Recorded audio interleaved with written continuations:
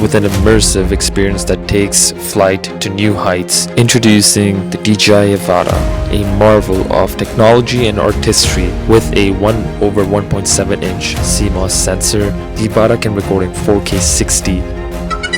This also includes 10-bit decent alike for more creative post-processing. For those of you who like freedom, flip the switch and unleash your creativity.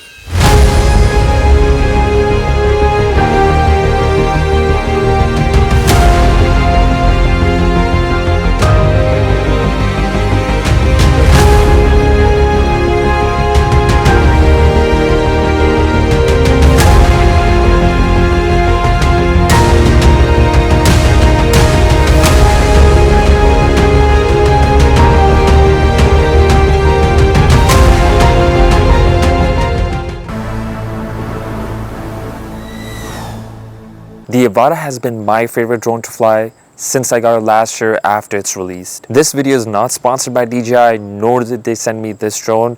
I purchased it, so opinions are my own. When the DJI FPV was released in 2021, I was a little hesitant. I had mixed feelings about getting that drone because one of my friends had it and he told me that, it's pretty big and it could be easily damaged. So I decided to wait, and then eventually the Avata was released last year in 2022. A small sized FPV drone that came with the goggles too and the motion controller. It was so much fun flying this drone in first person view. It was amazing. I've been wanting to get into the world of FPV, and I knew that the Avata would help kickstart that journey and get me into eventually flying custom built FPV drones. I made another video where I learned to fly the DJI Avata in manual mode, and you can find the link to that video in the description below or at the end of this video. There's a lot of reasons why this drone has been my favorite to fly. The build quality of this drone is excellent. It's strong and can definitely take beatings. I've crashed this drone so many times while practicing to fly in manual mode, and it survived those crashes.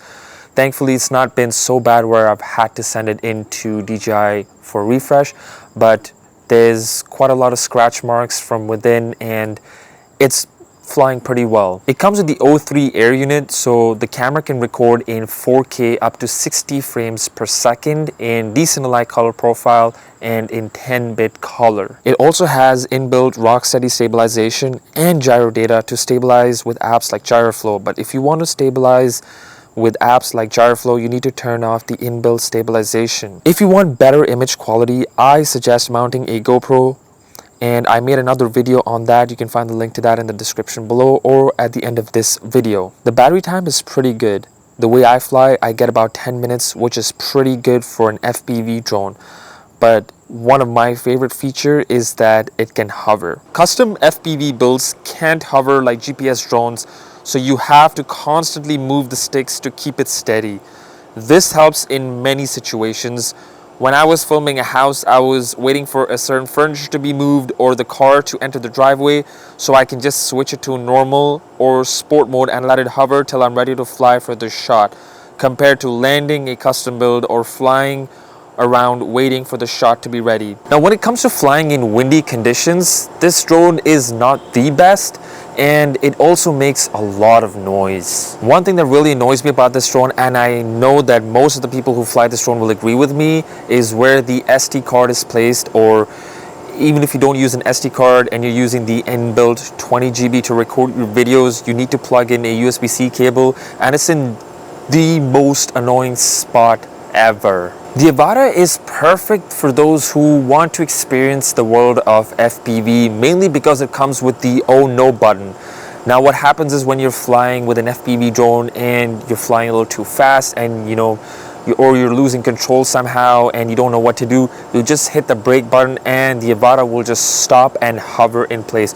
Or you could do the same thing by just switching it from manual to sport, or from sport to normal mode. It has DJI's amazing feature of return to home. So if you ever lose connection with your goggles, or let's say even with your controller or motion controller, it will return to home. It has that safety feature. It also has the turtle mode. So if your DJI Avata crash and it's upside down, you can hit turtle mode and it'll flip back onto the normal side and you can take off and fly again. Flying this FPV drone has been a joy, and you thoroughly enjoyed the experience. The Avata is my gateway into the world of FPV, and I'm so glad that I got this drone to begin my journey with. Even if you're not planning to get into flying custom-built FPV drones, getting this drone and flying it with the motion controller is so intuitive. It's so much fun with the motion controller. You'll thoroughly enjoy your experience and you'll love the footage that comes out of it as well. So those are my reasons for why the DJI Avata has been my favorite drone to fly for this year, and I still continue to fly it. I thoroughly enjoyed the experience. If you enjoyed this video, make sure to hit the like button as it helps out this video and this channel, and don't forget to subscribe for future videos. I'll see you in the next one.